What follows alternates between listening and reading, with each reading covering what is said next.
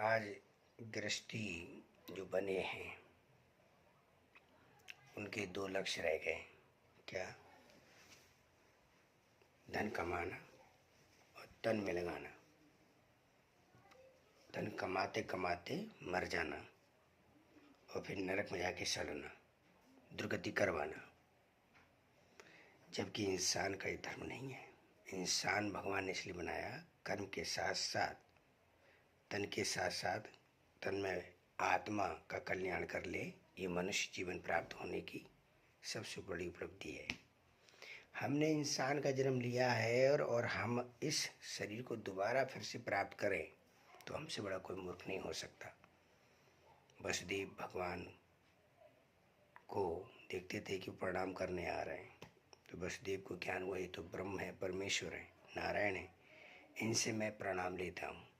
तो उन्हें ज्ञान हुआ कि पिछले जन्म में मैं भगवान को प्राप्त हुआ, भगवान ने मुझे दर्शन दिया, मेरी भक्ति ऐसे प्रसन्न होकर के, तो मैंने तो पुनः भगवान को मांग लिया कि आप मुझे मिलो। तो मुझे गर्भ में जाना पड़ा। हे प्रभु, आप क्षमा करो हमें और हमें जन्म मरण के चक्कर से बचा दो, गर्भ से बचा दो। तो भगवान ने उसी समय उनका आत्मा का कल्याण का वरदान दिया कि अब आपका शरीर दोबारा कभी किसी गर्भ में नहीं जाएगा। ये हमारा धर्म है, ये हमारा इंसान का धर्म है। अगर हम मनुष्य शरीर प्राप्त किए हैं तो दोबारा किसी के घर में ना जाना पड़े, ऐसा हमें भजन सेवा भगवान की करना चाहिए।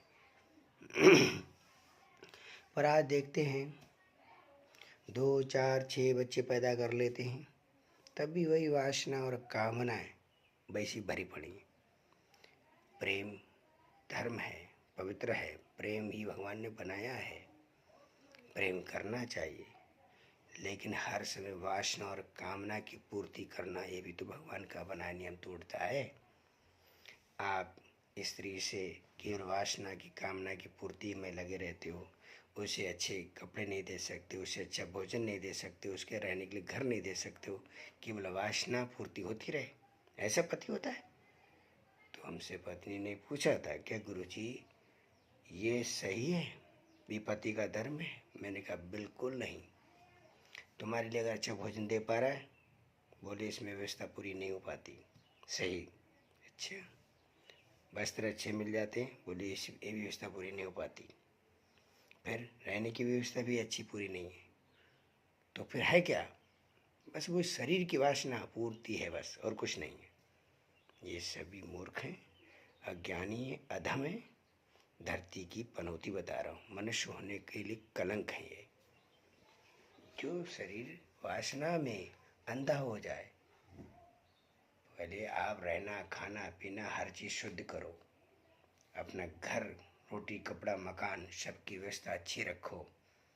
उसके बाद मंदिर का संस्कार होना चाहिए, भगवान का भजन होना चाहिए, हर चीज़ भगवान के बनाए नियम पर चलना चाहिए। तब जा कर के ये स्त्री पुरुष का संग बताया गया। वो भी संध्या ना होता हो, संध्या के समय नहीं करना चाहिए। सूर्य देव छिप रहे, उदय हो रहे हैं और ये भोग में लगे हुए। ऐसे कामी खा गए, कामी और कामनी, भोगी और ढोंगी और गिरे हुए इंसान की ये पहचान बताई जा रही। अमावस्या पूर्णिमा है, रामनवमी है, जन्माष्टमी है, राधाष्टमी, एकादशी है।